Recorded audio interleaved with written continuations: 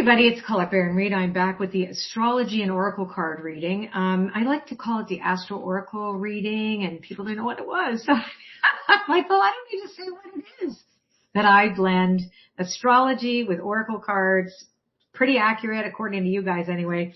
When I started doing it a few years ago, I thought it was really interesting that how oracle cards and at least my oracle cards align with the energies, the energetic experience of the sun sign, ascendant, and the moon sign of basically any of us. So here we go. I'm going to choose one card from this one, and then another card from the Guides of the Hidden Realms, which are my new deck coming out next month.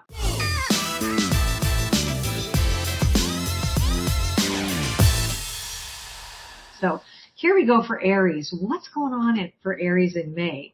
Chop wood. Chop wood, carry water. Aries, you're just going to be working and taking care of business. That's what it says for you. That also just means to do the things that you know you need to work on. Maybe you have to work on your relationships. Maybe you need to clean your house. Maybe you need to work on a project that, you know, you've kind of wondered about. Maybe it's about working out your body, right? Like maybe it's dealing with your money stuff. But bottom line is it is something, it's chop wood, carry water. There's nothing major here. It's not really a big emotional experience for you in May. Now, the next card for Aries is going to be, another chance to be. So this card talks about second chances also. So keep this in mind, Aries, as well. If there's anything that you were chopping wood on that you had kind of left behind and thought, it's not going to happen, now you can revisit it again. So that's pretty cool. Now let's talk about Taurus. Taurus is round and round. So Taurus, you get a chance to revisit. This is your month now, so you get to revisit things and do them differently again and to see how far you've come. So this is about the spiral that you go up and you look and go like, wow, look how far I've come. I'm not the same person that I was. So this is important. Also, when an old pattern comes up, time to do it differently. That's for Taurus. For Taurus, this and that are true. Open-mindedness, recognizing that it's not one or the other, that life is a little bit more complicated than we'd like to believe. So, so be open-minded, have perspective, and recognize the nuance and complexity in whatever comes up for you this month. Now let's take a look at Gemini. Blessed Gemini, you're actually feeling pretty darn good this month of May, and you do turn into yourself at the end of the month, or at least Gemini season begins at the end of May. So this is lovely. Feeling blessed, just feeling grateful and acting in gratitude when you don't feel that way. Remember, it's like gratitude is a healer of all things. Also from my other deck, rise to the occasion. Looks like you guys are having a pretty good time. This is your time to shine as well, Gemini. So it's blessed. You're going to see really great results for the hard work you've put in. This is beautiful. And to remember that as long as you are authentic and you're using your free will to make your choices, yay you. This is very good. Cancers. Let's try Cancer. Now, remember, when you do this, you're going to be reading your sun sign, your rising sign, and then your moon sign. You're going to get 3 cards, unless you're a triple Scorpio, in which case you're just going to read Scorpio. That kind of thing. So, Cancerians' deep knowing is you have to trust your intuition this month. Don't let your wants, like, I want this to happen right? You have to really trust that, right, I know where I'm supposed to go next. It might look a little different than what I thought, but I'm going to follow the crumbs that Spirit puts in front of me, because your intuition is very, very important this month for Cancers. That's good, because I'm teaching Spirit of Your Business this month. And dream of co-creation, same thing for Cancers.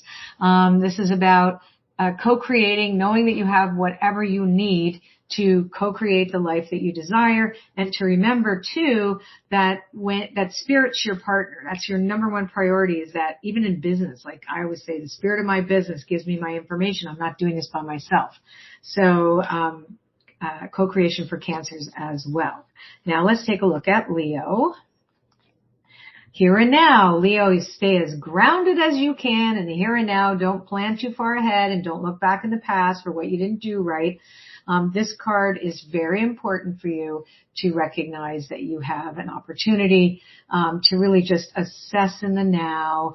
And I find this card very relaxing. When I know I have to stay in the now, anything is possible. Anyone can handle the battles of just one day. It's only, right? We don't want to add the tomorrow and the past. It's just today. You can do it. You can do it. 24 hours. Live your life in 24 hours this month. And this is every word has power. So Leos, be mindful of what comes out of your mouth. Like you really, really want to maintain a sense of integrity and also what you write about or whatever, make sure that you don't be reactive. Remember, stay in the now. Don't panic about the future. Virgo, community is really important for you this month, Virgo. That's from this deck. Sense of community, sense of belonging, and enough for now and always also that you are worthy in this community sense and feeling like you are nourished. So this is either you found a community that you're very nourished by or you're recognizing that no matter what, your needs are being met. Libra is co-create. That's so interesting. So co-create, as we know, it's that you have to remember your partner, you're a partnership sign. Your partner is spirit. Your number one priority is your relationship with the divine. Then people come next. It's the divine, self, them. So keep this in mind, as you enter into this month. And also the emergence of hope. This is beautiful. So this is a sense of feeling hopeful and optimistic for the right reasons, that you really get that sense of hope for humanity, for example. Like you recognize that, oh, there can be fairness. I see it's possible. All of these possibilities are going to be shown to you and you might even participate in. Now we're looking at Sagittarius. No, we're looking at Scorpio. Sorry, we're going to pick another one. Looking at Scorpio. Scorpio, know your why. This is like deep question. Wow, you love deep questions, Scorpio. So the why card comes up, like, why am I doing this? Why am I here? What's going on? What's this for?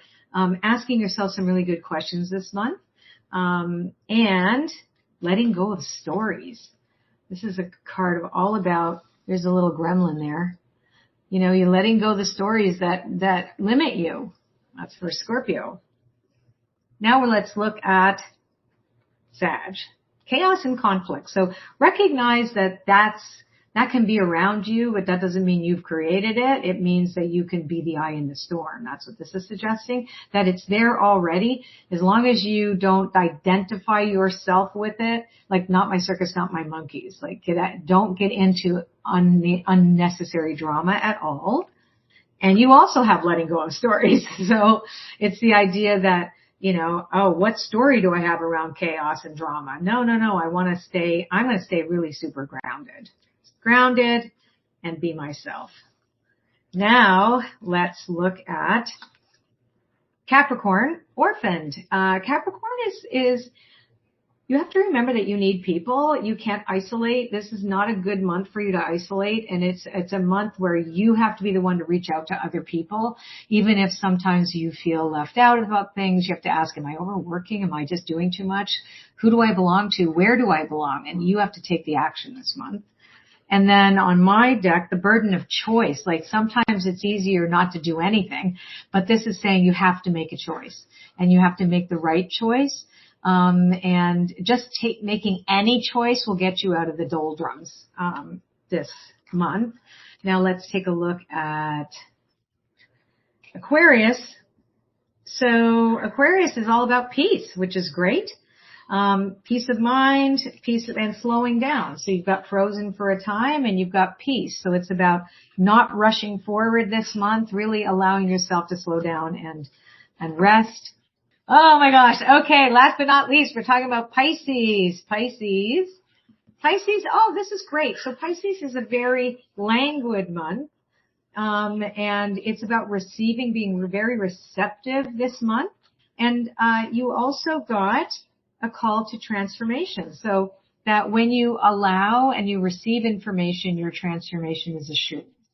And that is this card here. It's a metamorphic time for you that you don't have to really work towards. It's already happening.